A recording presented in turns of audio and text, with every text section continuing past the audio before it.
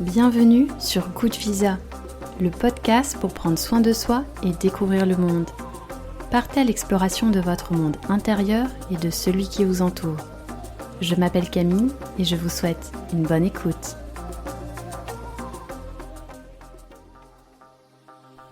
En mission dans la Cité Rose, une résilience au service des autres. Aujourd'hui, je reçois Martin Petit, créateur de contenu. Cet épisode intervient dans le cadre du Podcaston, une initiative caritative qui mobilise le monde du podcast au profit de magnifiques associations caritatives. En 2022, Martin est parti en Jordanie avec Médecins sans frontières et c'est cette association médicale humanitaire internationale que Good Visa a choisi de soutenir. Pour cette première partie, Martin vous racontera son voyage et tout le travail accompli par MSF France.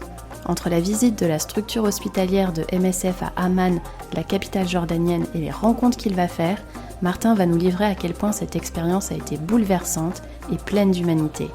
Dans la seconde partie, qui sortira la semaine prochaine, Martin reviendra sur cette résilience incroyable qu'il incarne. Alors, à vous donc, prêts, écoutez, on compte sur vous. Bonjour à tous, bonjour à toutes, bonjour Martin. Salut Camille. Comment ça va ? Ça va très bien. Tu te sens comment aujourd'hui ? Très bien. Ouais. Ça va toujours. Écoute, je suis ravie de te recevoir sur mon podcast Good Visa. Est-ce que tu pourrais commencer par te présenter avec tes propres mots et terminer peut-être par un petit fun fact, une information que tout le monde n'a pas forcément ? Ah, ça peut être pas mal. Alors moi je m'appelle Martin Petit, j'ai 32 ans, j'allais dire 31 mais non, ça y est, la barre des 32 est là. Je vis à Bordeaux, je suis originaire de Tours. Moi je suis créateur de contenu sur les réseaux sociaux, donc principalement Instagram, mais je suis aussi sur YouTube. Et je parle de mon quotidien de jeune homme en fauteuil roulant à la suite d'un accident que j'ai eu ça fera 7 ans cet été. Voilà, et après ma petite fun fact, un truc que je dis pas souvent, la première fois que j'ai pris l'avion, à 24 ans, j'ai pris l'avion et le mec à côté de moi c'était Jason Derulo. C'est pas vrai. Ouais, j'en parle pas souvent de ça, mais je sais pas, ça m'est venu là. Et non, petite histoire assez rigolote, j'avais gagné en fait un truc à l'époque, tout frais payé par Énergie pour aller assister aux Energy Music Awards. Donc l'avion, le train, ils sont venus nous chercher en limousine à l'aéroport. Moi c'était la première fois de ma vie que j'allais, ou la deuxième fois de ma vie que j'allais à Cannes, dans un monde qui était... j'étais à milieu de m'imaginer un peu la vie là-bas, etc. Parce que moi j'étais un peu à Tours, donc c'est vrai que j'étais un peu dans mon prisme. Et là, je me retrouve à côté de Jason Derulo dans l'avion, quoi. Donc improbable. Et pour la petite anecdote, d'ailleurs, qui est encore plus rigolote que l'anecdote en elle-même, c'est que je l'ai pas reconnu, donc. Et je l'ai su après. Et en fait, j'avais un peu parlé avec lui, parce que vu que c'était la première fois que je prenais l'avion, je lui ai demandé si... déjà, il était français ou anglais, donc il me dit anglais, donc en anglais... approximatif, enfin dans un anglais approximatif, je lui demande si je peux ouvrir le hublot pour voir comment ça se passe au décollage, et puis il m'a dit oui, puis lui il a dormi tout le long, et c'est après que j'ai su que c'était lui. Énorme. Parce que tout le monde l'a reconnu, sauf moi. Voilà. Mais c'est fou parce que je me suis toujours demandé si des gens gagnaient ce type de concours, donc ça existe. Ouais, d'ailleurs c'était Instagram à l'époque, et il y a très très longtemps, hein, donc j'avais pas du tout la même visibilité que j'ai maintenant, c'était entre copains, etc. C'était en plus au tout début des réseaux. Et en fait, il y avait un jeu qui se passait chez Darty. Moi, j'ai fait mon alternance là-bas. Et en fait, il y avait un jeu qui était accessible à tout le monde, hein, les clients, mais potentiellement aussi les gens qui y travaillaient.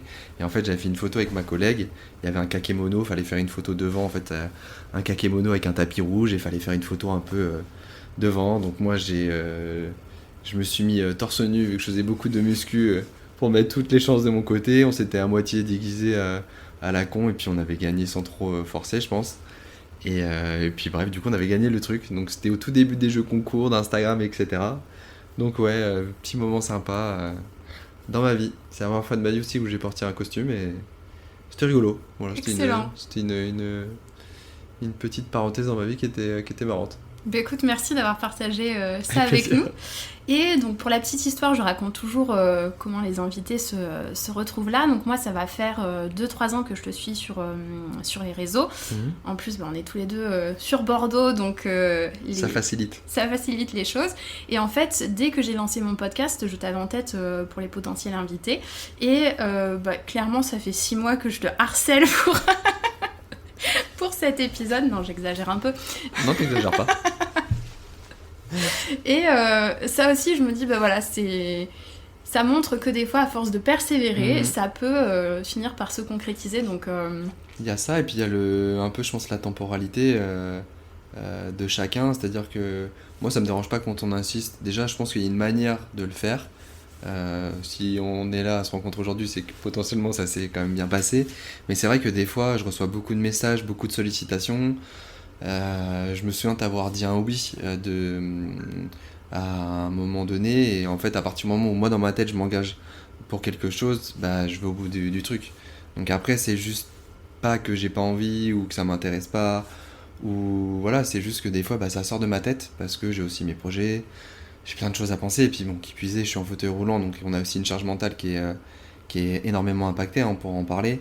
Et du coup, c'est vrai que bah, dans nos quotidiens, on a beaucoup, beaucoup, beaucoup de choses à penser, au-delà de même tout ce qui est externe un peu à nos vies, hein. Et du coup, bah, c'est vrai que des fois, c'est difficile aussi de répondre à toutes les sollicitations. Donc voilà, en tout cas, moi je suis ravi, et c'est toujours un plaisir de faire des petits podcasts comme ça. Super. Et en plus, je suis d'autant plus contente qu'on fasse cet épisode ensemble parce qu'il intervient dans le cadre d'un podcaston. Donc en fait, c'est le premier événement caritatif qui rassemble les podcasts francophones. Et l'année dernière, ils ont réuni plus de 300 podcasteurs et podcasteuses qui ont édité un épisode spécial de leur podcast pour mettre en avant une association ou une ONG. Et c'est en fait le seul événement qui réunit le monde du podcast et le milieu associatif. Et l'objectif commun, c'est de collecter un maximum de dons, bien évidemment, pour défendre plein de causes. Et je suis super contente parce qu'aujourd'hui, on va mettre en avant Médecins sans frontières. Parce que donc on va y venir, tu as pu voyager avec eux en Jordanie. Et c'est pour ça aussi que je ne lâchais pas mon idée de te recevoir. Et je me dis aussi que le plan est toujours parfait parce que, comme tu parlais de temporalité, ça s'est fait au bon moment, je trouve, parce que ça rentre dans ce cadre-là.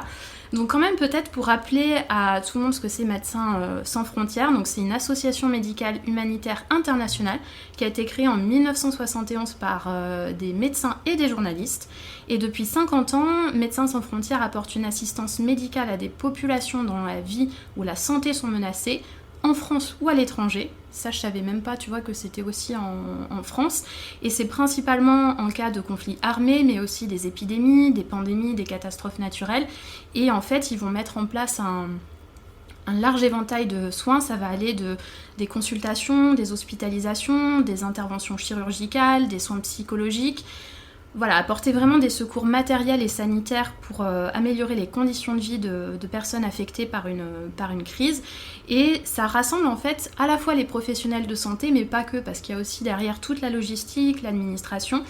Et ce que je trouvais important de souligner, notamment en plus en ces temps de conflits et de guerre qu'il y a en ce moment, Médecins sans frontières agit dans un esprit de neutralité en fait, et ne prend pas parti en cas de conflit armé, mais elle peut toutefois être amenée à dénoncer et critiquer les entraves à son assistance humanitaire, et c'est vrai qu'on l'a malheureusement constaté dans l'actualité ces derniers temps.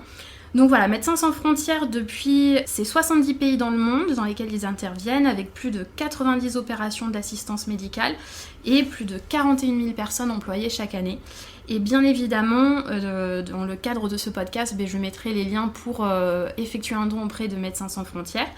Et vous pouvez même le faire dès maintenant, parce que je sais quand on écoute un podcast, on aime bien faire plein de choses en même temps.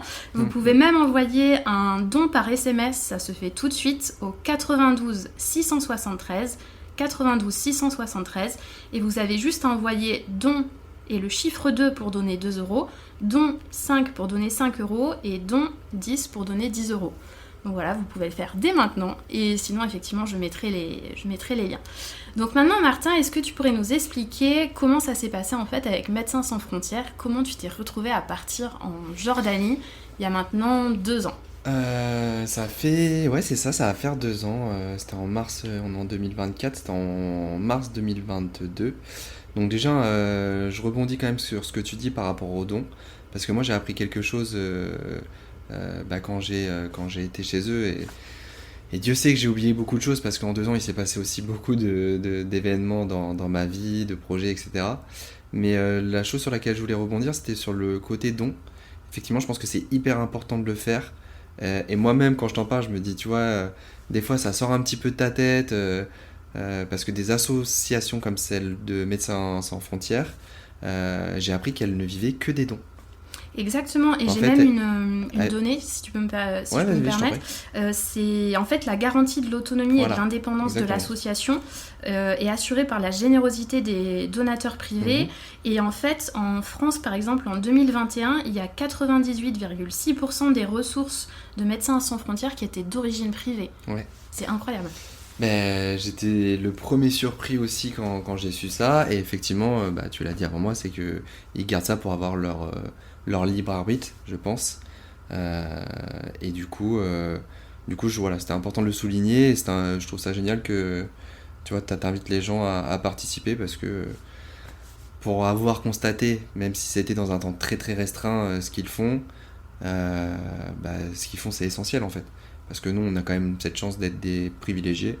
On va pas se mentir, même si on râle beaucoup et qu'on doit râler et qu'il y a une disparité des richesses qui fait que il y a des clivages qui se créent. Il y a quand même des assos comme celle-ci qui sont garantes de plein de choses et ça permet aussi de relativiser. Parce que l'idée aussi de vouloir d'avoir eu l'opportunité de partir et d'être parti, c'est que je savais que j'allais me prendre une claque et j'en ai pris une et Dieu sait que j'en ai pris dans ma vie. Et pour autant, quand tu vois l'essence même de leur métier, de leur travail, de l'investissement qu'ont les équipes et de voir le bien qu'ils font autour d'eux, ça fait du bien. Parce qu'encore une fois, certes, il y a beaucoup de choses qui vont pas dans peut-être la France ou dans des pays occidentaux, mais il faut dire que là-bas, ils n'ont pas forcément les mêmes chances. Mhm. Quand tu vois des jeunes hommes qui se prennent des balles ou des mecs qui tombent sur des bombes, qui se retrouvent amputés, qui ont des prothèses qui sont pas du tout adaptées, encore que, parce qu'il y en a qui se retrouvent avec des pattes blessées et ils peuvent même pas se faire opérer parce que il n'y a pas de personne autour d'eux pour le faire. Et c'est d'ailleurs dans ce cadre-là que Médecins Sans Frontières, je sais qu'ils ont des antennes et des équipes en fait qui vont, comment dirais-je, ils vont sélectionner. Alors, c'est un bien grand mot, sélectionner, c'est peut-être pas le bon terme, mais en tout cas là, ils vont tomber sur des personnes pour lesquelles ils sont sensiblement dans la possibilité de les aider. Mhm. Voilà. Et donc pour répondre à ta question, comment s'est passée cette opportunité que j'ai eue? Eh ben écoute, c'est les réseaux sociaux. Pour moi, les réseaux sociaux, alors je le dis aussi beaucoup, ça a été très thérapeutique pour moi. Je vais écourter parce que sinon ça va être très long et c'est pas l'objet de la question. Mais voilà, ça a été très thérapeutique. J'ai vite compris aussi la visibilité que j'avais entre mes mains, la responsabilité que j'avais envie d'avoir. Et j'ai toujours vu les réseaux sociaux comme un outil en fait pour plein de choses dans la vie et notamment saisir des opportunités, créer des endroits de réflexion, peut-être aussi c'est le rôle que je me donne d'avoir, c'est d'être fédérateur dans un monde qui est de plus en plus clivant. Et l'opportunité que j'ai eue, c'est que j'ai été contacté par une jeune femme qui me suivait à titre perso sur les réseaux, qui travaillait du coup pour l'association au siège à Paris. Et on a longuement échangé pendant, je crois, plus d'1 an. Ça a mis beaucoup de temps à se mettre en place parce qu'à l'époque, en plus de ça, je crois que tu avais la période Covid, tu as eu les conflits aussi israélo-palestiniens, parce qu'à la base, j'étais dans la possibilité de partir en Palestine, à Gaza.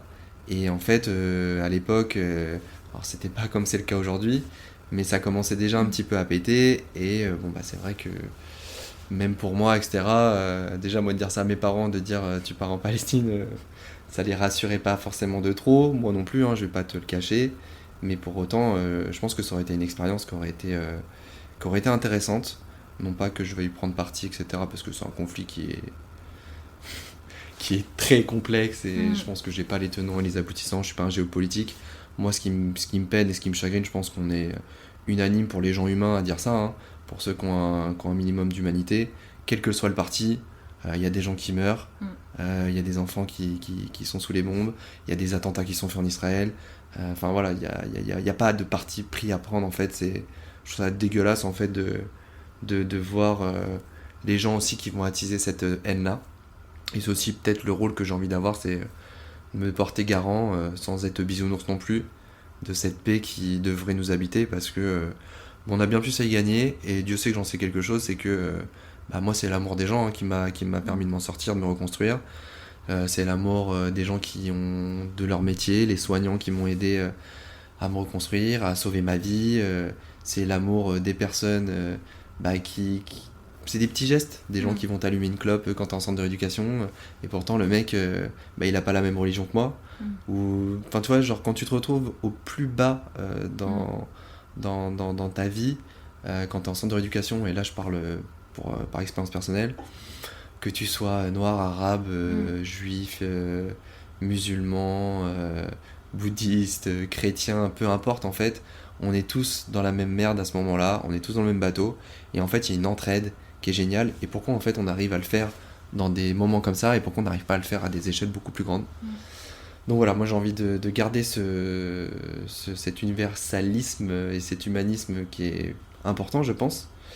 Voilà, après il y a plein de choses que je maîtrise pas, et bref, du coup tu vois, je m'éparpille encore. Je t'avais dit que j'allais beaucoup parler. Mais c'est bien aussi parce que c'est des questions qu'on me pose jamais. C'est souvent très lié à mon accident, et là c'est cool, c'est que je peux m'exprimer sur des choses dont je m'exprime pas souvent. Et c'est exactement ce que je te disais en off avant qu'on commence, où justement dans le podcast j'aime bien avoir des invités aussi pour qu'ils arrêtent pas de raconter la même chose, mais qu'ils puissent s'exprimer sur d'autres sujets. Donc je suis ravie qu'on puisse le faire. Que même pour nous, je trouve ça chouette, tu vois, et puis de prendre certains axes qui sont différents, et c'est chouette aussi, tu vois, parce que ça nous permet nous aussi de réfléchir au sujet, d'en parler, et le fait d'en parler, ça permet aussi d'intégrer peut-être nos propres réflexions finalement, et de les mûrir.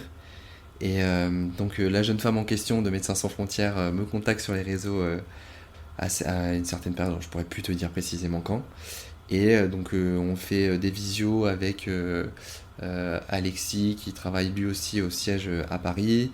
On fait des visios avec les équipes de la Jordanie, de Amman, parce que effectivement il y avait plusieurs possibilités de là où je pouvais partir, et celle qui s'est offerte à moi, ou l'opportunité que j'ai eue en fonction des dispos des équipes aussi sur place, etc., c'était Amman. Donc après moi je me suis aussi adapté pas au cahier des charges, mais aux possibilités qu'avait Médecins Sans Frontières à ce moment-là. Et puis ça a été génial, parce que ça a été aussi un moyen pour moi de connaître davantage l'association, de voir concrètement comment ça se passait. Alors ça a été très ponctuel dans ma vie, et j'ai vu qu'une partie de leur action. Tu le disais toi-même, il y a plus de 70 pays dans lesquels ils sont actifs. Là en l'occurrence, il y a moi j'ai vu que la Jordanie. Je sais que je l'ai vu sur tes fiches, c'est une de tes prochaines questions, mais c'était la première fois. Et du coup, non, ça a été une expérience très enrichissante. Ça m'a permis de relativiser, et puis de mûrir aussi ma réflexion sur mon parcours, sur ma vie, sur la place que j'ai envie de prendre, et sur ce qui se fait aussi à l'extérieur. Et c'est très, très stimulant, très enrichissant. Et je suis ravi de faire ce podcast, parce que tu vois, même moi je me surprends à raconter des choses que je parle pas souvent, et je trouve que c'est important de valoriser aussi le travail qu'ils font, parce que comme je te disais, il est essentiel. Et voilà, donc pour revenir encore une fois à la question, je l'ai dit au moins 3 ou 4 fois depuis, et je me suis quand même éparpillé. Mais du coup, donc, j'ai eu cette opportunité, ils m'ont contacté, et puis voilà, je me suis aussi... j'ai fait une vidéo YouTube pour retracer un petit peu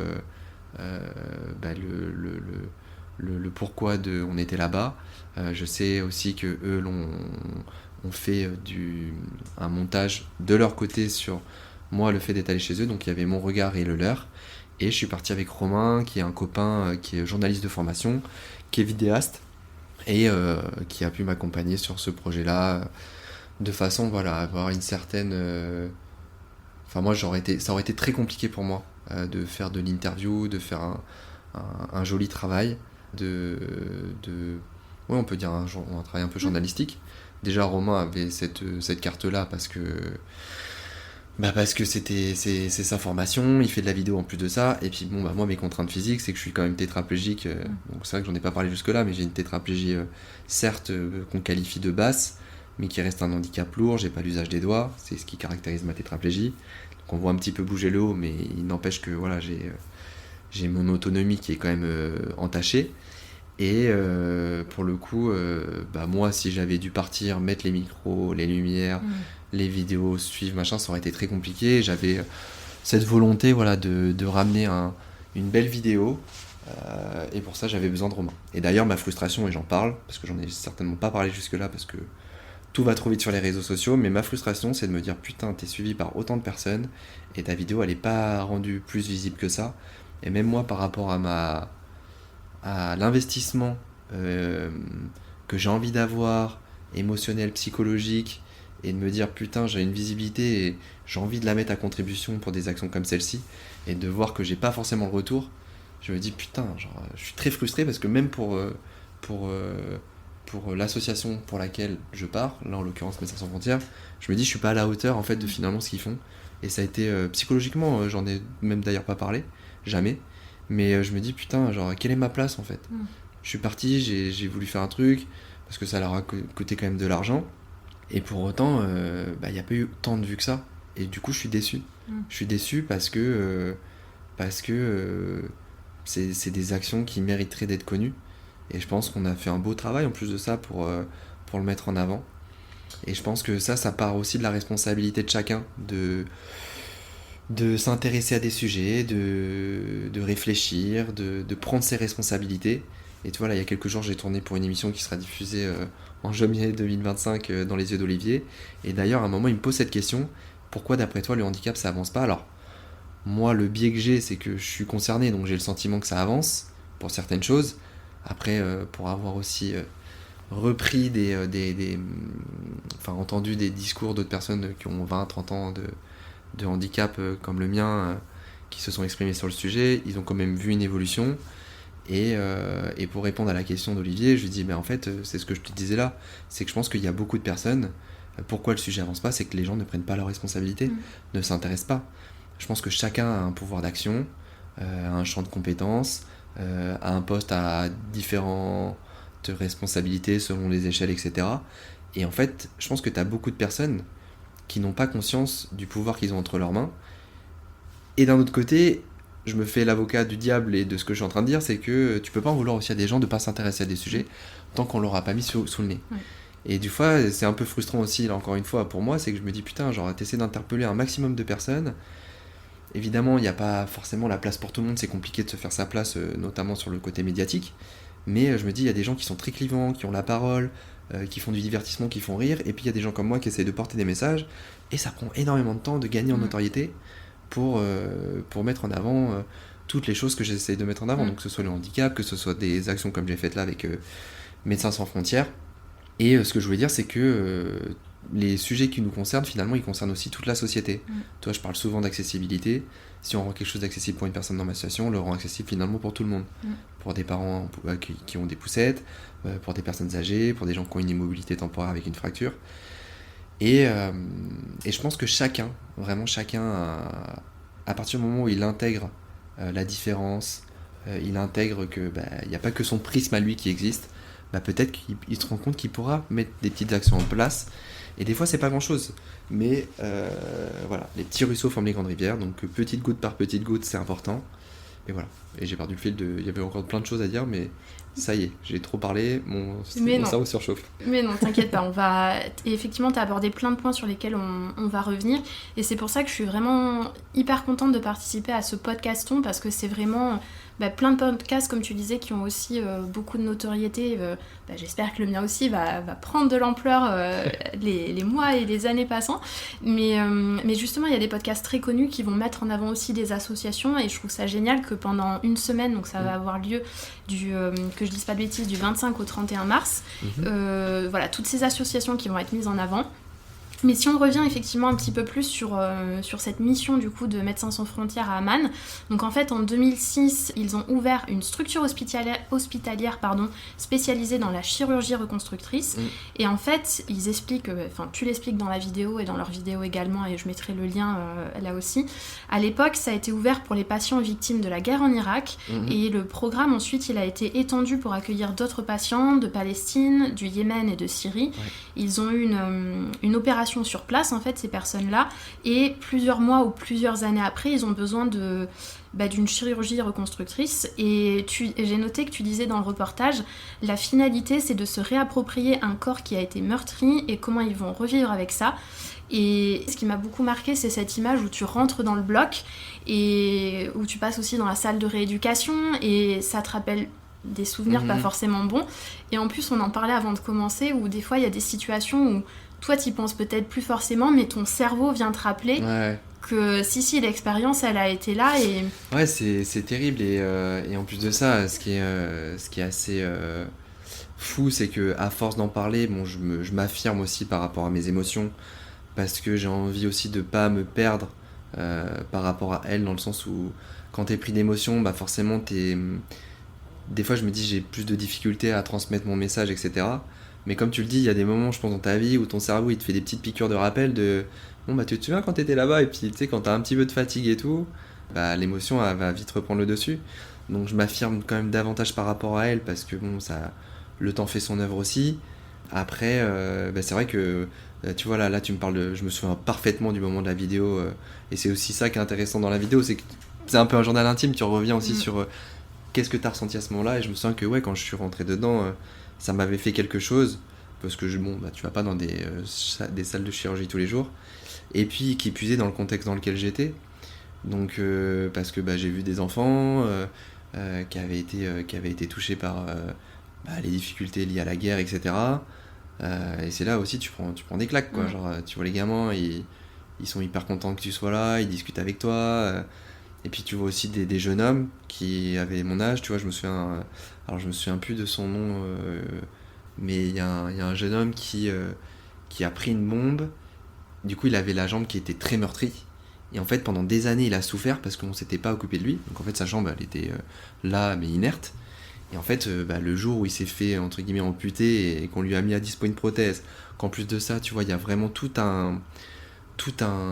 une mise en œuvre pour... tu vois, il n'y a pas que l'opération en tant que telle, il y a aussi la continuité de la vie, comment ils vont s'affirmer derrière, etc. Donc ils vont aussi les orienter peut-être pour des cursus scolaires, pour des métiers, pour participer à l'émancipation financière temporairement, de façon à ce qu'ils peuvent... qu'ils puissent dans un temps court ou moyen, d'avoir un pécule pour pouvoir se décharger de cette charge mentale de je manque d'argent. Du coup ils peuvent se concentrer sur le reste, etc. Et ils mettent aussi à dispo des logements, etc., de façon à pouvoir aussi accueillir et les personnes concernées et les familles. Donc même là, tu vois, quand j'en parle, c'est là qui est terrible, c'est que je suis le premier à dire qu'il faut qu'on soit conscient par rapport à beaucoup de choses, et pour autant il s'est passé 2 ans, alors j'ai passé que 5 jours, tu vois, en Jordanie, et pour autant, tu vois, sur ces 5 jours, il s'est passé tellement de choses dans ma vie, que finalement, même moi, je me dis, putain, je culpabilise, parce que j'ai participé à quelque chose, et finalement, tu vois, j'y suis moins investi maintenant, parce que, comme tout le monde, j'ai été repris par mon rythme de vie, par mes projets, etc., et du coup, c'est toujours une ambivalence d'émotions et de travail psychologique, parce que même moi, au moment là où je te fais ce podcast-là, je me dis putain, genre, tu vois, il y a peut-être encore des choses que j'aurais pu faire, mais encore une fois, tu peux pas tout faire non plus.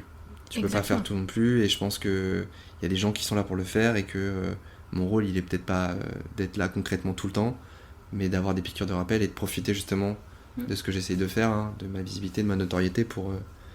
à mon humble échelle, pour justement rappeler peut-être des sujets. Donc c'est pour ça aussi je souligne aussi le fait que tu aies choisi cet axe-là, parce que ça permet d'en parler, et je ne l'ai jamais fait jusque-là. Donc pour ça, merci. Ouais, c'est moi qui te remercie. Et effectivement, tu vois, quand tu parlais de claques, j'ai noté les rencontres que tu as faites dans cette vidéo. Donc tu parlais de cet homme qui a été blessé par un obus. Et d'ailleurs, c'est assez impressionnant parce qu'il dit lui-même qu'il n'est pas gêné par le regard des autres, mais qu'il essaye au contraire de sensibiliser les gens. Et il essaye d'être un facteur de changement et de prise de confiance. Et ça, on reviendra plus tard tout à l'heure, mais... Je me suis dit, c'est fou, tu vas à l'autre bout du monde et t'as rencontré une personne qui partageait vraiment le... Alors lui, c'est Mohamed, si je me trompe pas, qui est la dernière personne interviewée, qui a un fauteuil comme moi, qui est paralysé comme moi, Donc déjà, il y a un lien d'affect qui va se créer inévitablement, parce qu'il est concerné par les mêmes sujets que moi. Et c'est marquant, parce que c'est un jeune homme intelligent qui est en fait un père accompagnateur. Donc père, on peut le dire déjà d'ailleurs P-A-I-R ou P accent grave R-E, mais c'est quelqu'un qui profite effectivement de ce qui lui est arrivé pour aider les autres à s'affirmer par rapport à leur situation, qui vivraient des situations similaires. Moi, je suis en fauteuil, j'ai pas vécu, je sais pas ce que c'est que de me prendre une bombe et de me retrouver paralysé du jour au lendemain. Moi, c'est un accident qui est... Donc forcément, si je dois m'exprimer sur ça, s'il y a des personnes là-bas qui sont concernées un peu par les mêmes problématiques de comment on se retrouve en fauteuil, comment on se retrouve amputé, bah forcément son discours il aura plus de poids que le mien par rapport à ça. Et bref, un garçon qui avait un peu, je pense, le même désir que moi d'aider les autres. Et ça, c'est très personnel, et sans même s'en être parlé, parce que mon anglais était quand même approximatif. On a un peu échangé, mais c'était quand même... c'est un exercice aussi pour moi. Mais je pense que voilà, ce qui donne aussi du sens à sa vie, c'est de le redéfinir. Et je pense que lui comme moi, on l'a redéfini, toi, sans même se l'être dit. Je pense pas qu'on ait évoqué le sujet, en tout cas j'en ai plus le souvenir. Je te dis encore une fois, ça date. En 2 ans, il s'est passé beaucoup de choses. Mais je pense que ouais, on a redonné du sens à nos vies dans le sentiment qu'on pouvait être utile aussi pour les autres. Et tu vois, genre même moi, je me souviens d'un truc, je te dis ce qui me passe par la tête, mais quand je suis là, je vois son fauteuil, et je vois le mien, et je me dis, tu vois, il a pas le fauteuil comme nous on peut avoir en France, tu vois. Et je me dis, la ville est moins accessible, et tu vois, c'est frustrant aussi, parce que ça a été qu'une après-midi que j'ai passé avec lui. Donc finalement, j'ai pas pu non plus échanger sur énormément de choses. Et tu vois, même là, je suis en train de me rendre compte que on aurait peut-être pu continuer à échanger aussi. Tu vois, ça aurait été intéressant. Écoute, mais ça peut être aussi l'occasion de... C'est ce que j'allais dire. Exactement. Pourquoi pas. Et puis là, en plus, comme tu dis, ça te permet de faire peut-être un bilan 2 ans après. Tu vas peut-être en reparler aussi. Et juste pour terminer, par rapport au témoignage des gens que tu as rencontrés, je pense que ce qui m'a le plus frappé aussi, c'est un homme qui a été pris dans une explosion de voiture en Irak. Et il raconte ça de manière...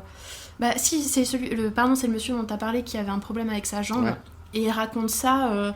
de façon tout à fait normale, et c'est là que tu as les équipes de Médecins Sans Frontières qui expliquent également qu'il y a 6 à 7 opérations par jour, et qu'au cours des 10 dernières années, l'hôpital est devenu un peu une plaque tournante de l'innovation médicale, à offrir des services et des solutions de pointe. Et il te montre aussi à un moment l'utilisation de la 3D dans un contexte médical, où je trouve ça impressionnant, où on te montre des prothèses pour les mains.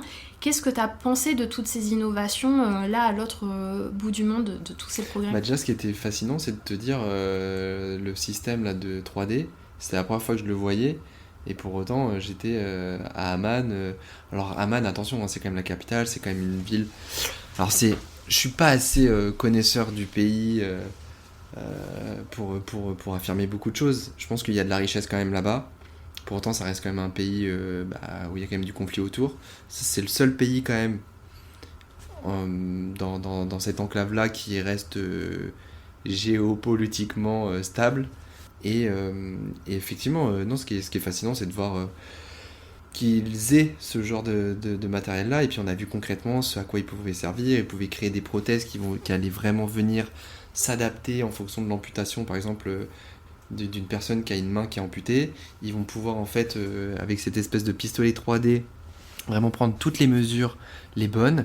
Ils ont des imprimantes 3D, etc. Ils sont à même en fait de créer différentes solutions pour différents usages, que ce soit de la cuisine, que ce soit pour préparer ses vêtements, etc.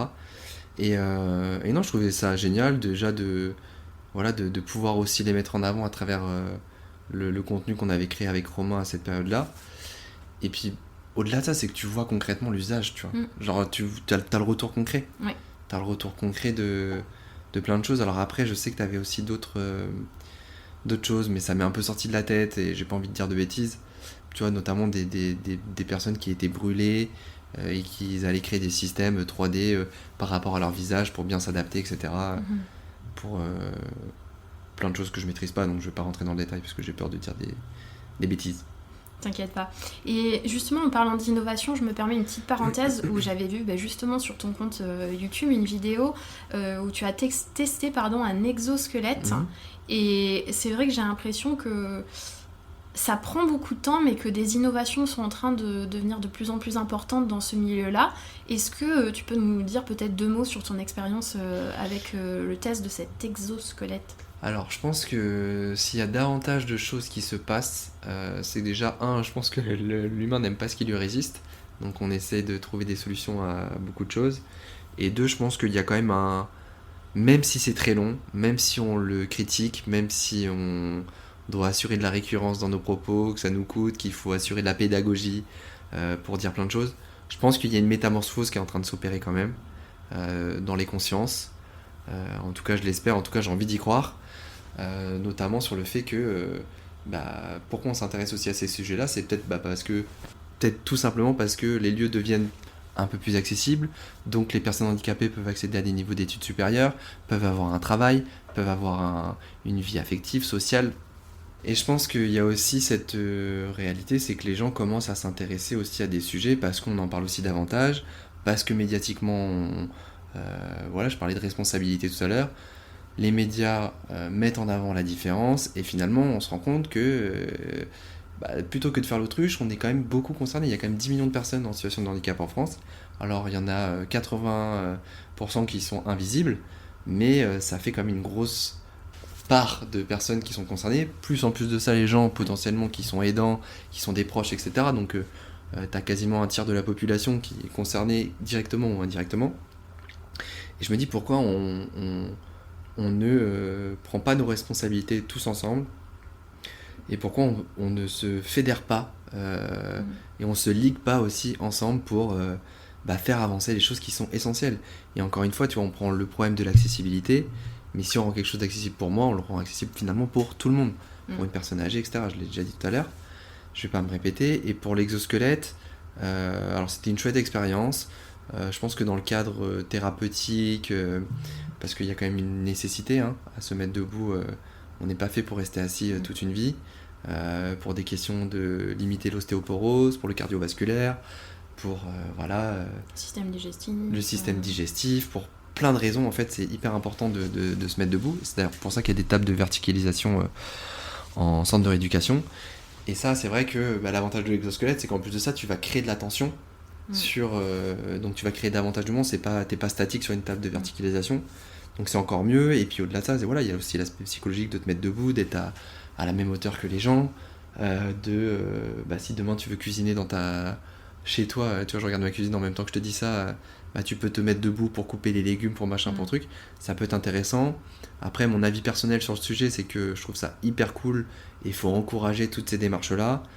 Après, moi je t'avoue que marcher à 2 à l'heure dans la rue, ça peut être cool une fois de temps en temps, mais je préfère être sur mon fauteuil roulant. Je vais beaucoup plus vite. Et ma trottinette électrique que je peux adapter dessus. Parce que voilà, mais encore une fois, c'est, sans mauvais jeu de mots, et pour rester dans la thématique, c'est un pas vers du mieux. Et je pense que c'est important en fait, d'avoir tous ces... Donc il faut encourager toutes ces démarches-là, toutes ces initiatives. Et évidemment que je pense à toutes les causes, mais que celle qui me concerne majoritairement, c'est celle du handicap, qui puisse le handicap physique, la paralysie, le fauteuil roulant. Donc forcément, j'ai une appétence et une envie de défendre au maximum cette cause que je connais au mieux, quoi. Je la vis au quotidien. Bien sûr.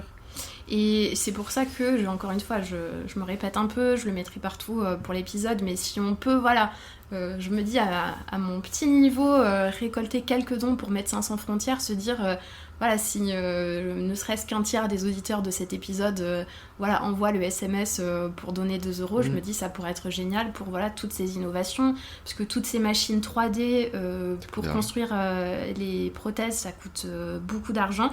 Et petit rappel, je ne l'ai pas mentionné tout à l'heure, mais avec MSF, donc comme je disais par SMS, vous pouvez le faire, sur le site en ligne, je crois que maintenant il y a même par PayPal aussi, enfin c'est hyper simple, et ça prend 2 secondes. Sauf erreur de ma part, mais je pense que c'est déductible des impôts. C'est ce que j'allais te dire, c'est qu'effectivement il y a 75% du montant de votre don qui peut être déduit des impôts, donc j'ai envie de dire en plus, mais encore une fois, moi, je me retrouve un peu dans ce que tu disais tout à l'heure sur le fait de je pousse un message alors que je me rappelle pas la dernière fois que j'ai fait un don pour une association.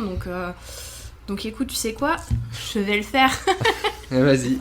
On va le faire en live. Vas-y, je vais le faire aussi, tiens. Mais voilà, allez, on prend. Je couperai pas ce passage Volontairement. Volontairement. Comme ça, je peux finir la petite partie du cookie. Parce qu'on est dans la spontanéité, on aime ça. Regardez, Voilà. on a le temps. Un petit peu d'ASMR. Voilà. Est-ce que vous voulez un peu d'ASMR ? Et je vais finir parce qu'il me reste un quart de cookie. Donc 92. C'est pas mauvais. Mais je vais le faire aussi. 673. Alors attends, faut que tu fasses comment ? Faut que tu envoies un message, non ? Voilà, c'est comme si t'envoyais un texto. 92 673. Mhm. Et ensuite, tu tapes don, D-O-N, dans le En message. majuscule ? Normal. Ouais, en normal.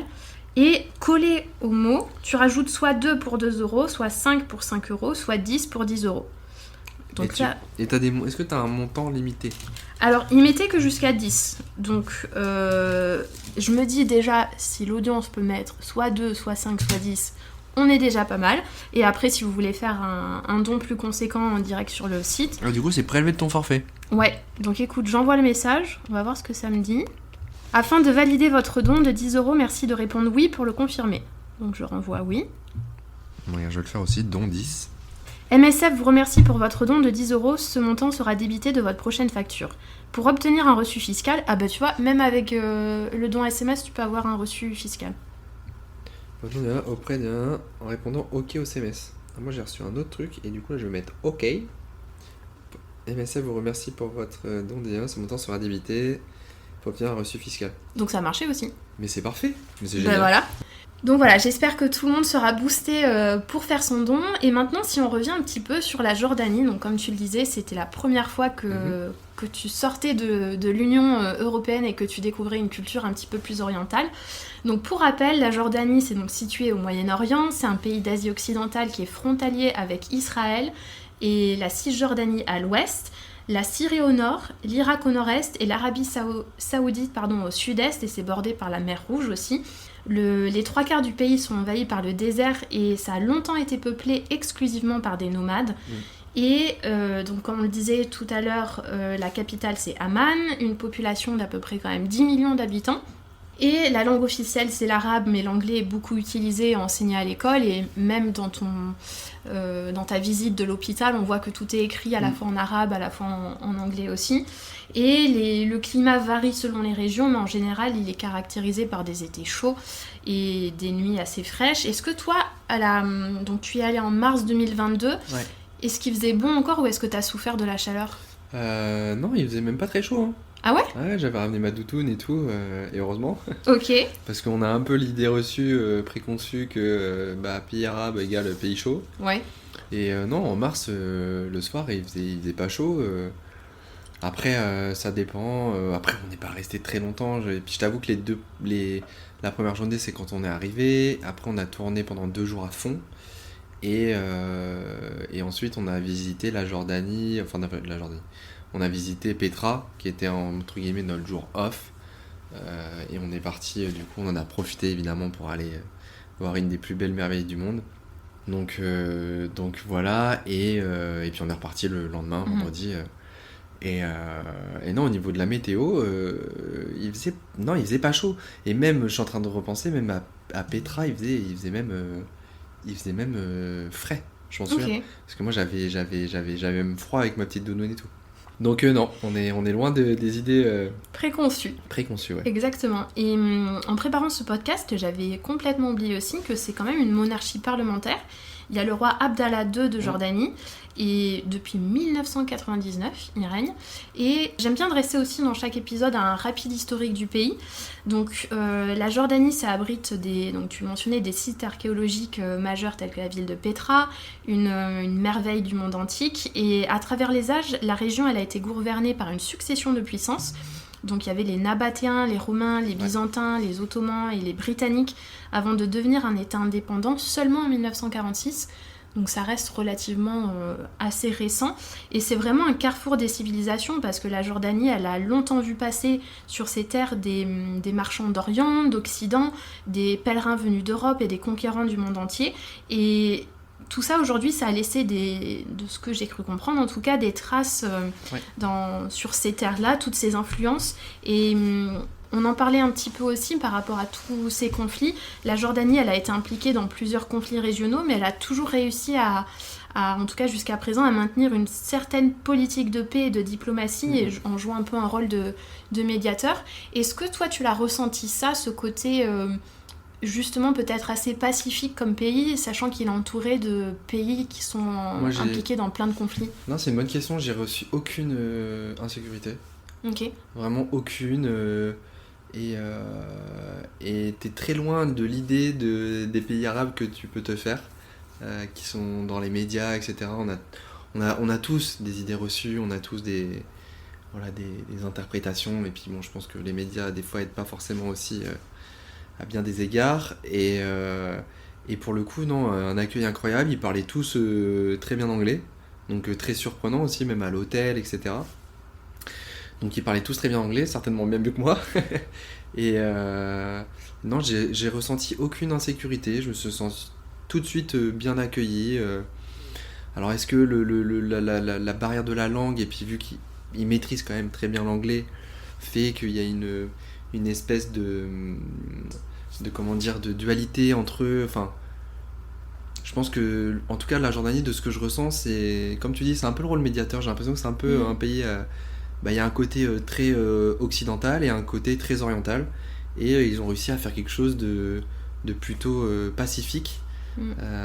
Voilà. Après, encore une fois, je suis resté si peu longtemps que je peux pas je peux juger que sur 5 jours. Donc qu'est-ce que 5 jours dans tout un pays, etc. Mais en tout cas, en ce qui me concerne, j'ai été super bien accueilli, et ça a été super chouette. Tu vois, même je me souviens, à Petra, t'avais un Abdallah, et il a vécu 1 an ou 2 genre à Toulouse en France, et du coup il a sa famille qui est un ancien, qui devait être des Nabatéens de l'époque, tu vois. Il vit là-bas dans les... Bon, il y a quand même une ville à côté, mais il y a encore des grottes. Il y a encore quelques familles apparemment qui vivent. Après, est-ce que, encore une fois, c'est pas l'interprétation, est-ce que j'ai bien tout compris, je sais pas. Mais en tout cas, voilà, lui il vit là-bas, et tu aurais vu la qualité de son français. Le mec, genre, il a vécu très peu de temps en France, et le mec parlait super bien français. Incroyable. Il m'a aidé à mettre mon chèche et tout. Ça a été... Ah, c'est lui, d'accord. Ouais, j'ai hâte de le voir dans la vidéo. Ouais, je vois la vidéo, et justement... Ça me fait penser à Star Wars, un peu sur Tatooine, la façon dont ils s'habillent et tout, et genre c'était... Non, franchement, ils ont été hyper accueillants et tout. Alors après, bon, c'est très touristique, hein, comme dans tous les endroits touristiques, ils vont chercher le touriste. Mais j'ai pas senti le truc en mode c'était too much, tu vois. Genre, où des fois c'est le cas. Oui. Là, vraiment, genre... C'était une super expérience de A à Z. Et justement, donc, tu parles de Petra, c'est l'attraction incontournable de la Jordanie. Je ne savais pas, on l'appelle la ville rose. Et ça figure donc dans la liste du patrimoine de l'UNESCO. C'est une ancienne cité nabatéenne située donc au sud de la Jordanie, qui est donc célèbre pour ses monuments sculptés dans la roche et ses structures architecturales uniques. Ça a été fondé vers le 6e siècle avant Jésus-Christ. Et avant, c'était en fait un important centre de commerce. Il y avait des caravanes dans l'Antiquité. C'était un point de contrôle pour les routes commerciales cruciales entre l'Arabie, l'Égypte et la Syrie. Et donc l'accès principal se fait à travers le Siq, donc un étroit canyon d'environ 1,2 km de long, bordé de hautes falaises, et donc ça débouche sur ce trésor emblématique de Petra, je sais pas si je vais bien le prononcer, mais Al-Kazne. Et donc Petra, ça abrite aussi des centaines de tombes, de temples, de tombeaux, de structures anciennes. Et est-ce que ça t'a fait cette impression, donc quand t'es arrivé à Petra devant donc voilà, à tes souhaits. Est-ce que ça t'a rappelé cette scène d'Indiana Jones, parce que ça a été filmé à cet endroit-là, donc que je dise pas de bêtises, c'était Indiana Jones et la dernière croisade en 1989, donc ça date quand même un peu, où ils arrivent devant le site, et ce passage, apparemment, ça a énormément accru la popularité de ce lieu. J'ai envie de te dire, Indiana Jones, il faudrait que je me remette un peu au goût du jour, parce que effectivement, je ne me souviens pas du tout de cette scène-là. Ah, mais tu vas être obligé de regarder maintenant que tu y as été. Mais en plus, je crois que ça y est sur Disney+, et j'avais commencé à re-regarder, mais il faut que je le fasse, il faudrait que je regarde les différents films... Mais en tout cas, qu'est-ce que ça t'a fait, toi, quand t'es arrivé en face de ça? C'est magnifique. Après, bon, là, je vais parler aussi à titre très perso, c'est que on sait pas infuser tout le truc à pied, parce que bon, c'est pas non plus hyper accessible, et puis on savait pas trop aussi la distance, on pouvait pas forcément l'évaluer. Du coup, on a pris des petites voiturettes de golf, là, avec Romain, pour aller jusqu'à la porte, de Petra. Et non, c'est magnifique, hein. Voilà, tu te dis que tu es aussi un privilégié d'avoir cette occasion de contempler ça de tes yeux. C'était l'occasion, on en a profité. C'est quand même pas à côté d'Amman, hein, parce que nous on était à Amman, on a payé un taxi qui a fait 3 heures de route aller, 3 heures de route retour dans la journée. Ah oui, c'est aussi loin que ça, ouais, quand même. c'est pas à côté. Et donc effectivement, t'es dans un désert, et puis après t'arrives jusqu'au site. Et une fois au site, du coup le taxi nous a déposés. On a pris donc les petites voiturettes de golf là, et puis on a été jusqu'à la porte de Petra. Et là, ouais, c'est somptueux. Et puis bon, après t'as aussi tous les mecs qui sont là pour un peu pour le tourisme. Donc alors je sais pas si c'est les dromadaires ou les chameaux. Et non, c'est magnifique. De ce que je sais, c'est que la porte, elle a été sculptée en fait de haut en bas. Et en fait, il descendait progressivement pour sculpter. Et genre, le sens du détail et tout, c'est incroyable. Et puis après, il y a tout un chemin en fait qui va jusqu'à une autre ville un petit peu plus loin. Et en fait, tu te rends compte que c'est un ancien village, etc. Et tout à l'heure, tu parlais que c'était plein de cultures différentes. Tu vois, par exemple, il y a un amphithéâtre. Donc. Gréco-romain qui est là. Donc ça provient aussi que c'était un chemin de passage. Ouais. Et du coup, je saurais plus trop le situer sur une carte. J'ai vu qu'il y avait aussi le désert du Wadi Rum, qui était hyper connu en Jordanie. Vous avez peut-être pas eu le temps de le faire aussi. Parce que ça figure aussi dans la liste du patrimoine de l'UNESCO. Et Wadi, en fait, ça signifie vallée. Donc ça s'appelle la vallée de la Lune, et c'est un paysage désertique très spectaculaire, avec des canyons, décidément, des arches naturelles, des falaises, des rampes et des grottes. Et ça a été le lieu de tournage, tu vois, tu me parlais tout à l'heure de Star Wars.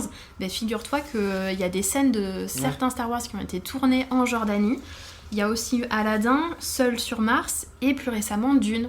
Ok, d'accord. Et donc ils se sont servis de ce fameux désert. Et tout à l'heure tu parlais de ce monsieur qui t'a mis donc le foulard qu'on appelle le kéfier. Kéfier, ouais. Kéfier. J'ai dit chèche, mais chèche c'est plus au Maroc, ouais.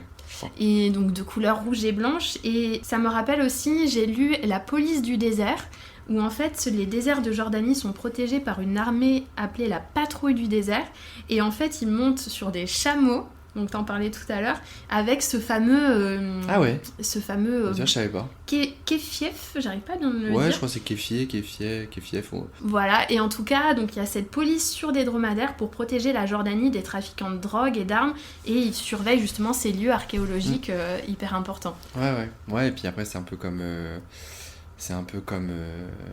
voilà, quand c'est un endroit touristique, en général, ils essaient de préserver, hein, le tourisme, c'est quand même aussi ce qui rapporte de l'argent dans le pays, hein. L'argent, c'est le nerf de la guerre pour plein de raisons sur Terre. Et bon, après, je sais pas si je peux faire le lien, mais tu vois, je suis parti au mariage du fils de ma belle-mère au Mexique, dans le Yucatan, et c'est pareil, tu vois, genre, dans le Yucatan, t'as toutes les milices, les armées, la police possible. Genre, tu vois que c'est surprotégé. Oui. Et t'as trouvé qu'il y avait beaucoup de monde à Petra ? Nous, on était en mars. Il y avait du monde, mais ça m'a pas marqué plus que ça. Voilà. Et puis, encore une fois, l'accueil était ouf parce que Abdallah, à un moment, je suis un peu en galère, il te pousse dans le sable, j'avais ma petite roue devant, etc. Et puis, ce qui est cool, c'est qu'il nous a fait un peu la visite. Tu vois, c'est lui qui nous a un petit peu fait la visite du site. Ouais, il nous a un peu accompagnés, il nous a raconté 2-3 anecdotes et tout. Donc je dois certainement en parler dans la vidéo, mais encore une fois, il y a beaucoup de choses qui m'ont...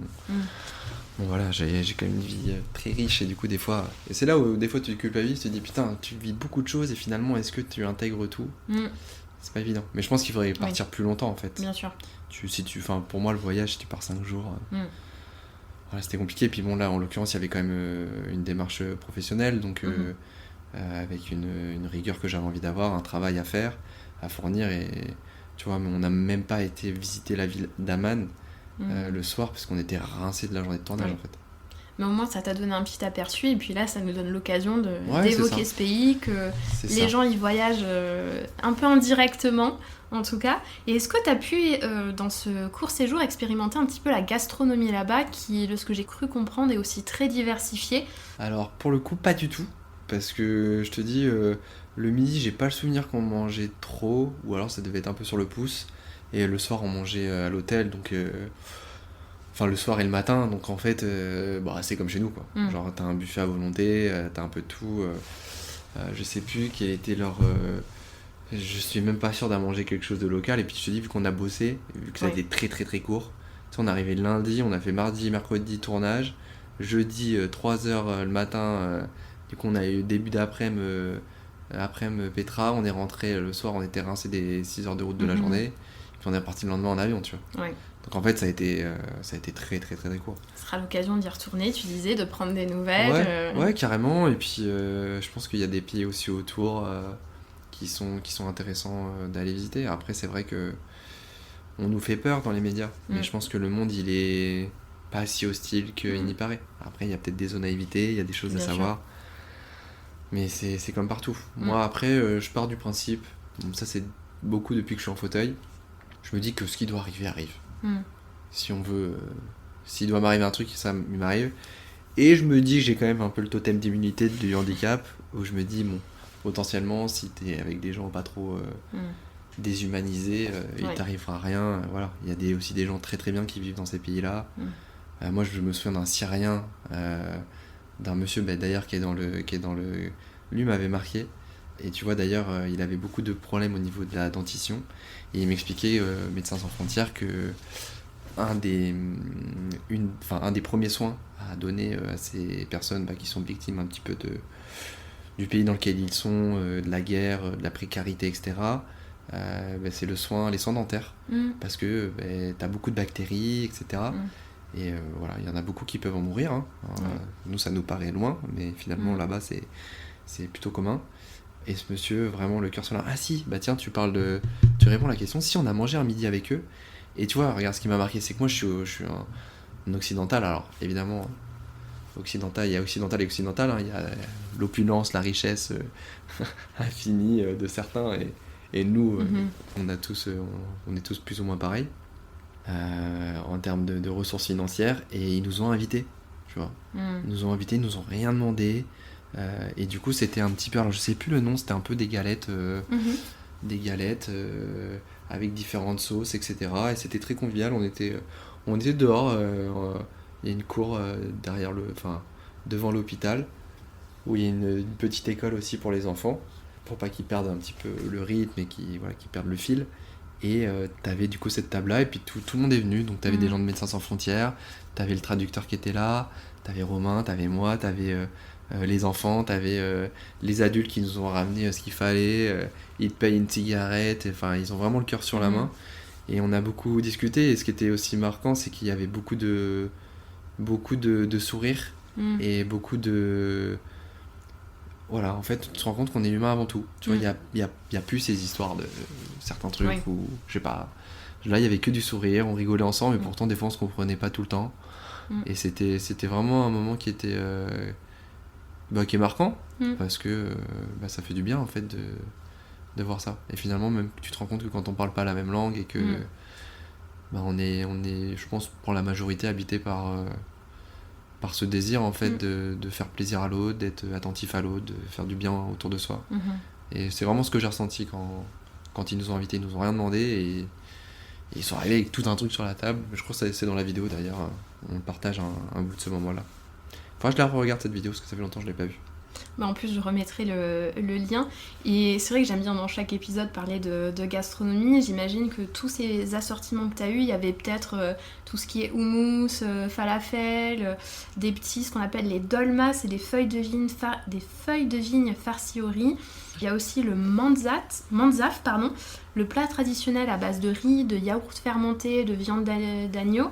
Et pour le petit fun fact, en 2019, en Jordanie, il y a une équipe de 10 chefs cuisiniers qui a battu un nouveau record du monde. Ils ont fait le plus grand falafel jamais cuisiné au monde. Donc le falafel, c'est des pois chiches écrasés. Et du coup, là, ils l'ont fait sous forme de disque et frit dans l'huile. Et ce falafel pesait 101,5 kg, devenant ainsi le plus gros falafel du monde. Et ça a ensuite été distribué aux communautés locales et aux personnes présentes à l'hôtel, mais voilà.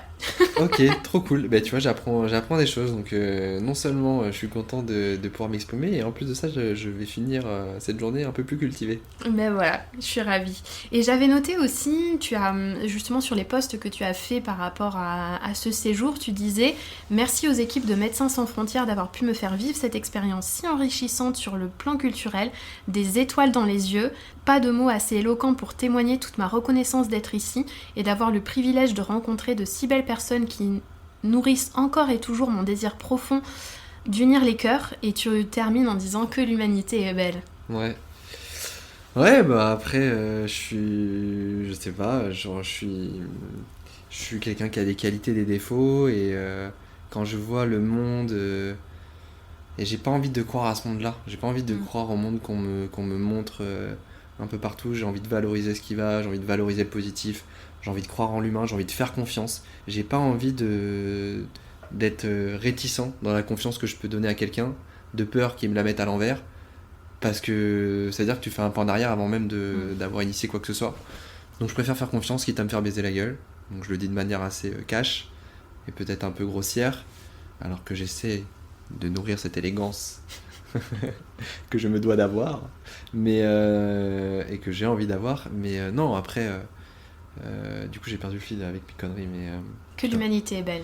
Ouais, non, genre je pense que on est dans un monde qui est complexe, qui est compliqué, et pour autant, tu vois, c'est ce que je te disais juste avant, quand t'es deux êtres humains de deux trucs différents, alors peut-être que tout ne pourra pas coller, parce qu'il y a des codes, des mœurs, des histoires de culture qui peuvent pas toujours s'accorder, pour autant, on peut vivre ensemble, et on peut se rendre compte qu'on peut partager des moments de joie, et que finalement c'est à la portée de tout le monde.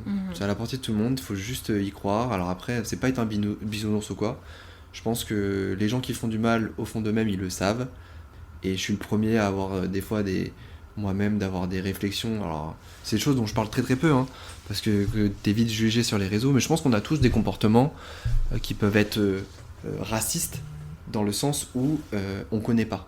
Et que des fois, c'est peut-être pas le bon moment, c'est peut-être pas la bonne personne. Il y a peut-être aussi un respect à avoir sur certaines temporalités, sur des deuils à faire, de pays, de gens qui ont vécu des drames, etc. Et je trouve qu'on n'est pas assez dans l'écoute. On n'est pas assez dans l'écoute, et ça c'est très, très paradoxal ce que je veux dire, c'est que mon métier, moi, c'est de capter l'attention des gens pour leur dire ce que je suis en train de te dire là. Pour autant, est-ce qu'on a le temps de faire des podcasts qu'on est en train de faire là, où on a le temps en fait de développer une réflexion, de développer un argumentaire, de raconter des choses avec des mots, etc., d'essayer d'apporter de la richesse. Pour autant, tu vois, tu vois que les réseaux sociaux, ils nous baissent le cerveau, je le dis très grossièrement, volontairement, parce qu'en fait on est que sur du format court. On est sur du format court, c'est du shot de dopamine, en veux-tu, en voilà, et puis finalement, qu'est-ce que tu retiens de ce que tu as vu de toute la journée sur les réseaux sociaux ? Et je trouve que, tu vois, le fait d'avoir des formats quand même longs comme celui-ci, je trouve que c'est aussi se porter garant finalement d'une réflexion qui est nécessaire, en fait. Bien sûr. Il faut avoir conscience que, et j'en suis le premier victime, hein, je suis créateur de contenu, mais je suis comme tout le monde, je bouffe du contenu, et qui plus est, moi j'ai pas de bras, de jambes, donc j'utilise beaucoup mon téléphone parce que ça me facilite l'usage de plein de choses. Donc je suis tout le temps en train de passer un coup de téléphone, des mails, de créer mes posts, faire mes montages vidéo. La majorité, je les fais sur mon portable. Et pour autant, vu que je suis sur mon portable, j'ai Instagram, j'ai ci, j'ai ça qui... Tac, toi, j'ai des petites... Et tu vois, genre, ce qui est dur, c'est d'en avoir conscience et d'en être victime quand même, tu vois. Et pour autant, je trouve que c'est important d'avoir ces réflexions-là. Et tu vois, peut-être même moi, le métier que je choisis de témoigner de mon parcours, etc., c'est peut-être un moyen aussi de me préserver de ça, parce que quand je te parle comme je suis en train de le faire là, finalement je développe aussi ma réflexion là où je pourrais continuer de me faire baiser le cerveau si je faisais pas ce genre d'exercice. Mais au moins, comme tu dis, t'as cette prise de conscience, donc c'est déjà la première étape. Bien sûr. Et puis voilà, après, je pense que le voyage, alors tout est discutable maintenant dans un monde aussi qui n'est pas le monde de nos parents, qui n'est pas le monde de nos aïeux, comme on peut dire. Mais le voyage, il faut qu'on soit un peu plus responsable. Pour autant, est-ce qu'on est obligé de blâmer toujours la personne qui a peut-être envie et qui a peut-être ce besoin-là, viscéral, en lui, de se dire, moi, il faut que je parte à l'autre bout du monde, là, il faut que je prenne un avion parce que je suis pas bien dans ma tête. Et on n'a pas à juger de ça, en fait. Pour autant, comme tu dis, c'est d'avoir conscience des choses. Et déjà, d'avoir conscience des choses, c'est le b.a.-ba pour moi. Moi, je vais jamais juger quelqu'un, même qui est dans l'opulence, qui s'exhibe, etc. Parce que je me dis, il y a quelque chose de plus profond. Et c'est pas en le critiquant que ça va faire arranger les choses. C'est en posant les choses, en posant les réflexions, en étant le moins clivant possible dans son discours que on peut éventuellement permettre à des gens peut-être de prendre conscience d'eux-mêmes aussi et de leur comportement. Et pour revenir au voyage, le voyage pour moi il est tellement salvateur pour plein de raisons. C'est que tu apprends des autres, tu apprends d'autres cultures, tu te rends compte qu'on est habité par les mêmes désirs de vivre nos vies, d'être heureux, on est habité par les mêmes questions, on a le même rapport à la mort, on a le même rapport à plein de choses. Et c'est juste que des fois les gens ils s'écoutent pas. Et si je peux être un médiateur et un trait d'union, moi je me dis je suis pas influenceur, je suis fédérateur. Donc évidemment on peut pas le dire comme ça parce que ça a pas de sens quand on me présente médiatiquement parlant, j'entends, mais je pense que c'est important d'être ce trait d'union et fédérateur. Et des fois je pense que le message il est aussi sans en parler, dans sa manière de se comporter, c'est déjà avoir un message sans même forcément l'exprimer. Et c'est pour ça aussi où des fois je suis frustré et que cet exercice il est cool et que tous ces exercices médiatiques sont cool, c'est que ça me permet aussi de mieux comprendre ma pensée pour mieux l'exprimer. Et quand tu dois défendre un monde et des causes et que tu es humaniste comme moi, et tu te dois d'avoir une forme d'excellence pour toucher les cœurs, tu vois, comme je le disais un peu, unir les cœurs. Mais pour les toucher aussi, il faut aussi sortir de sa zone de confort, évoluer en tant qu'humain et puis garder cette humanité qui est nécessaire. Et pour autant, je suis très conscient de tout ce qui se passe. Je suis pas un bisounours. Mais j'ai envie même si tout va mal, demain si tout va mal, j'ai envie de croire à la petite étincelle qui fait que ça va, tu vois. Et Dieu sait qu'il faut se raccrocher à ça, parce que si tu transposes ça à des accidents comme le mien, que d'autres personnes ont vécu, je suis pas le seul, finalement c'est dans les ténèbres, t'as toujours une étincelle, et la preuve c'est que moi j'y ai cru dès le départ, et je dis pas que c'était facile, maintenant c'est facile, à 6 ans et demi d'accident, j'ai fait mon chemin, mais la lumière elle est nécessaire, parce que c'est grâce à elle que tu peux aller de l'avant, que tu peux avancer, que tu peux permettre à des gens de se retrouver. Tu vois, mon accident il a permis à ma famille de peut-être se retrouver aussi, de ce que j'essaye de faire à travers les réseaux, etc. Je me rends compte que je suis pas débile non plus. J'ai conscience aussi que j'ai un impact, même si je reste humble par rapport à ça, parce que syndrome de l'imposteur, tout ça tu connais. Mais ça va mieux parce que je me connais encore plus qu'avant. L'accident m'a permis de me connaître davantage et je connais mes intentions. Évidemment que j'ai envie de m'en sortir et que si demain je peux payer un confort de vie que j'aurais peut-être pas eu sans les réseaux, etc., évidemment que je vais en profiter. Pour autant ça m'oublie pas de savoir d'où je viens, d'où je reviens, et de pas vivre dans l'opulence, tu vois. Genre à un moment donné, moi mon but c'est d'aller toucher peut-être les sphères les plus hautes, pas pour dire je suis riche et je suis mieux que vous, c'est plus pour dire aux riches, regardez, est-ce que vous avez vraiment besoin d'avoir 10 Lamborghini alors qu'il y a des gens qui crèvent la dalle, tu vois. Voilà, je pense qu'il faut vivre confortablement, il faut vivre bien. Je pense que c'est peut-être pas donné à tout le monde, je sais pas, ça c'est des questions philosopho-politiques, ce que tu veux. Mais je pense que j'ai envie de faire partie de ces gens qui à travers la façon de vivre, montrent une forme d'exemple. Et je veux pas non plus être jugé parce que je reste un être humain qui a des défauts, qui a des émotions. Et pourtant, Dieu sait que je prends beaucoup sur moi de par la posture publique que je peux avoir maintenant. Ouais. Bien sûr. Et t'as dit plein de choses sur lesquelles on va revenir un petit peu, mais il y a un point sur lequel j'aimerais rebondir.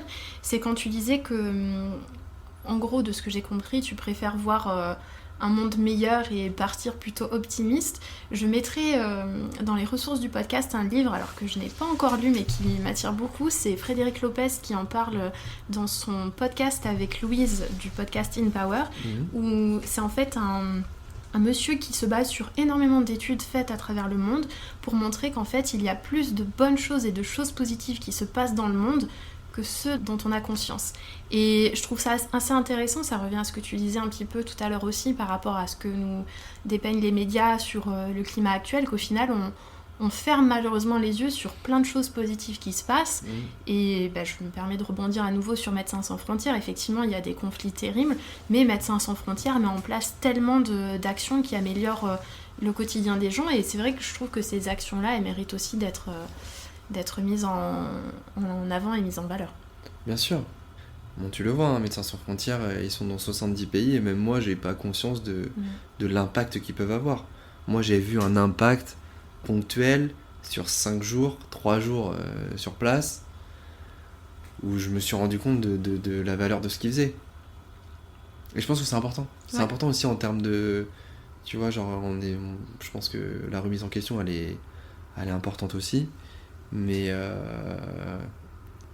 Moi, j'aurais peut-être une question pour conclure ce chapitre sur la Jordanie, et je suis contente parce que les épisodes varient selon l'angle en fait qu'on aborde pour les pays, et toi au final t'y es peut-être resté que quelques jours, mais on a pu aborder plein de sujets sur la Jordanie, les actions qui sont menées là-bas. Qu'est-ce que tu as retenu le plus de cette culture, de ce peuple que tu as rencontré? Alors moi, ce que j'ai retenu beaucoup de Médecins sans frontières, c'est un peu comme ce que j'ai dit tout à l'heure, c'est que là-bas, il n'y a pas d'histoire de religion, de pays et tout.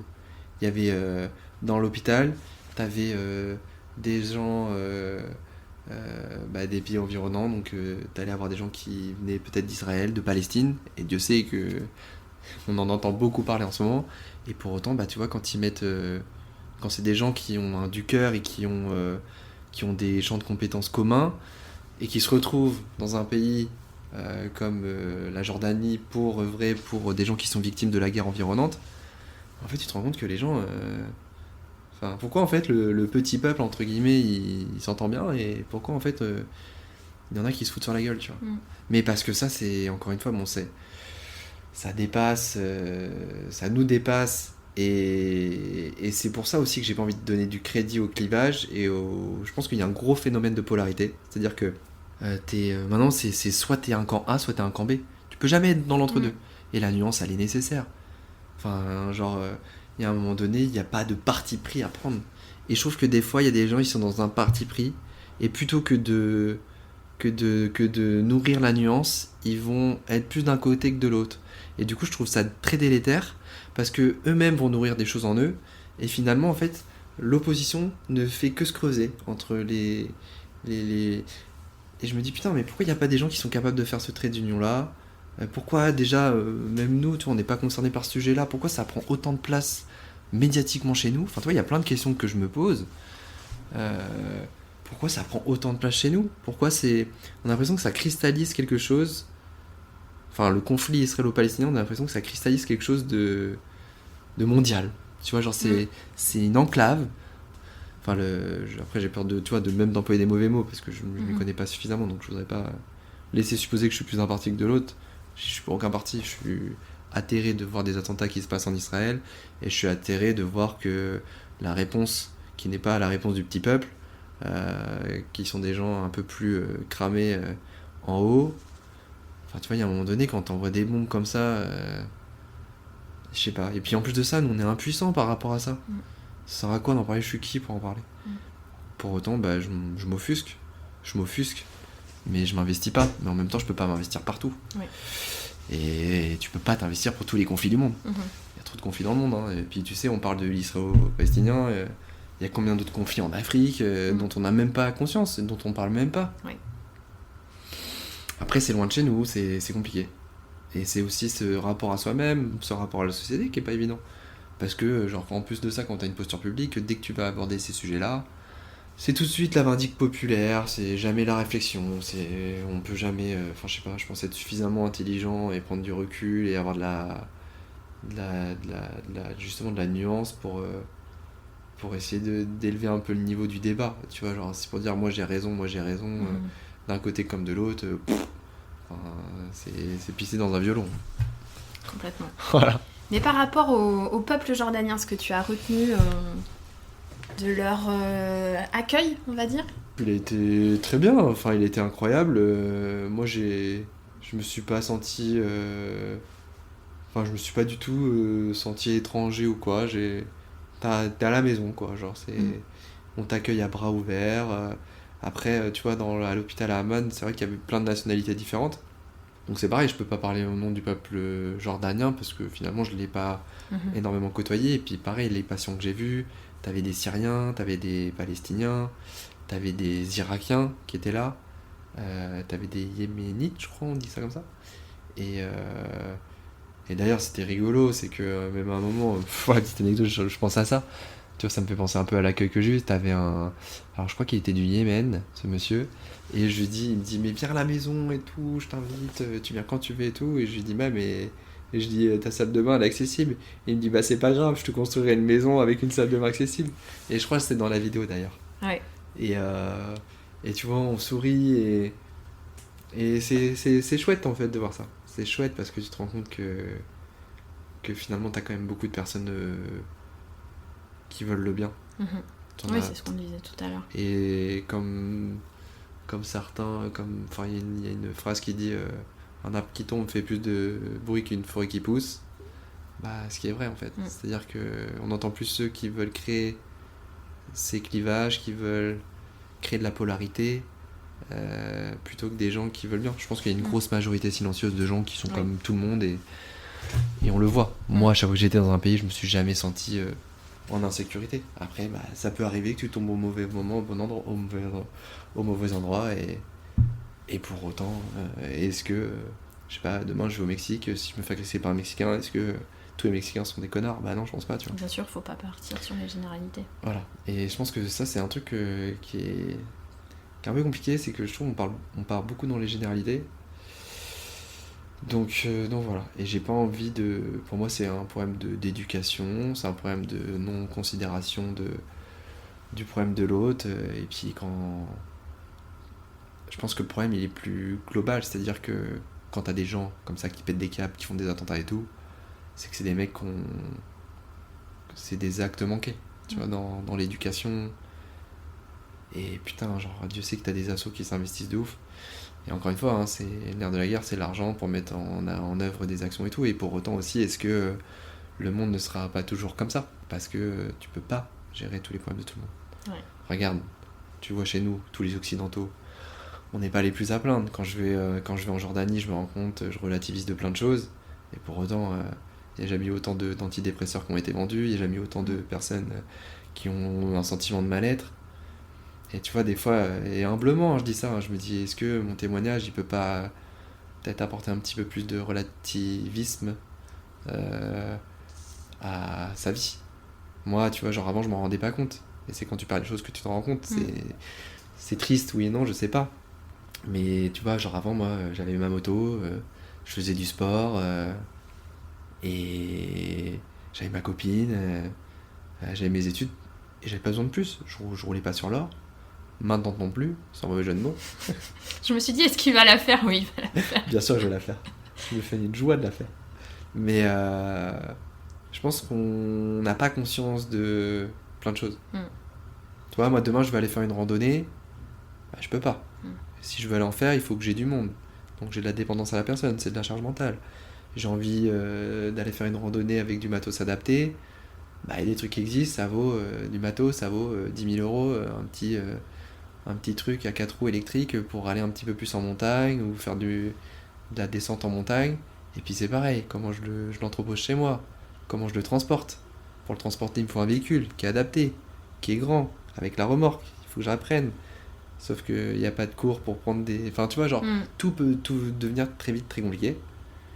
Et je me dis... Tu vois, tout ça, je pense, c'est là aussi, je me dis, putain, la responsabilité qu'on a sur les réseaux, c'est que cette richesse qu'on exhibe, etc., je pense qu'elle est hyper délétère, en fait, pour plein de gens. Parce que les gens, ils disent, c'est le point à atteindre pour être heureux, alors qu'en fait, non. T'as plein de gens qui disent que quand ils ont de l'argent, c'est pas plus ou pas moins. Après, j'ai entendu des trucs, et oui, c'est vrai que c'est une réalité, quand t'as de l'argent, c'est plus facile.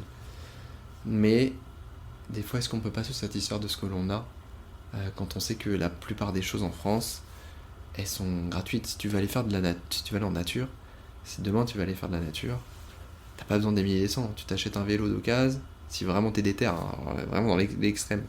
Mais tu peux aller faire une balade en vélo, ou même tu pars sur plusieurs jours en vélo, plutôt que d'aller à l'autre bout du monde, de prendre un avion, et d'aller te faire une rando dans les Pyrénées ou dans les Alpes, tu vois.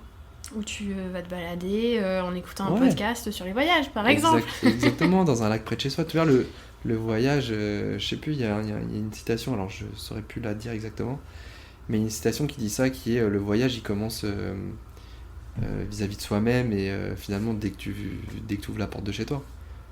Et ce qui est vrai. Des fois, j'ai fait des très belles rencontres. Bah, regarde, mon meilleur ami, je l'ai rencontré, c'était un mec qui était dans mon immeuble, tu vois.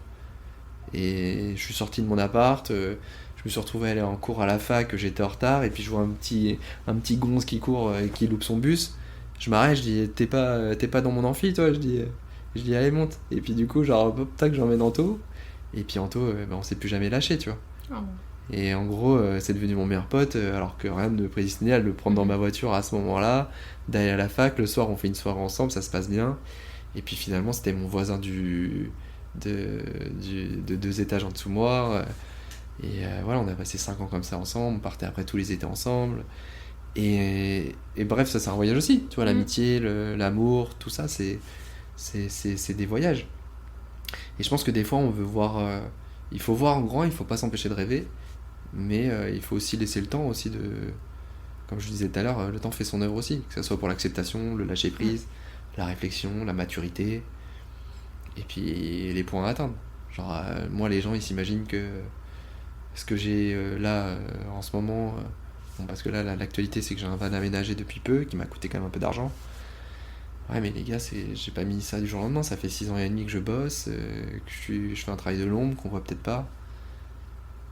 Et voilà, Et pour autant, tu vois, genre moi, ça m'a coûté 50 000 € le van, en occasion, hein, là où il a coûté 82 000 initialement.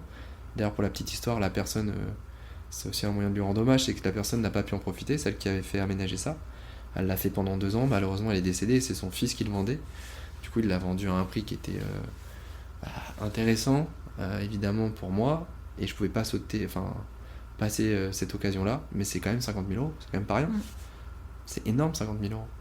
Mais ces 50 000 €, moi, ils me permettent d'aller voir un coucher de soleil à l'océan, à la montagne, là où peut-être toi, tu loues une voiture, tu peux y aller peut-être en vélo, t'habites peut-être même sur place, tu peux prendre des chaussures de rando, tu peux aller te balader sur la plage. Moi, quand je vais à la plage, je peux pas aller me balader dessus, tu vois. Et je pense que, voilà, ça c'est apprendre la relativité, c'est pas dire vous avez de la chance et pas moi, c'est ayez conscience des choses et posez-vous des questions. Mais c'est pas moi qui vais dire aux gens quoi penser, parce que j'ai pas envie d'être dans le jugement, parce que chacun a ses raisons en fait, tout simplement. Et oui, cette première partie touche à sa fin. Merci à vous d'avoir écouté jusqu'au bout. J'espère que cet épisode vous aura permis de vous évader, de voyager et d'en apprendre un petit peu plus sur les actions de Médecins sans frontières à l'étranger. Je vous donne rendez-vous la semaine prochaine pour la seconde partie, où Martin reviendra sur cette résilience incroyable qu'il incarne. Il nous parlera de sensibilisation et d'inclusion, mais aussi de notoriété, de responsabilité et de prise de conscience. N'oubliez pas que vous avez toutes les informations nécessaires en description de cet épisode pour pouvoir faire un don à Médecins sans frontières, que ce soit par SMS ou sur internet. N'hésitez pas à me tenir informé de votre don pour qu'on puisse mesurer notre impact tous ensemble. Et bien évidemment, je rappelle que cet épisode a été effectué dans le cadre du Podcaston, cette initiative caritative qui mobilise le monde du podcast au profit de nombreuses associations. Encore une fois, vous avez toutes les infos en description. Merci à vous, merci pour votre écoute, à bientôt.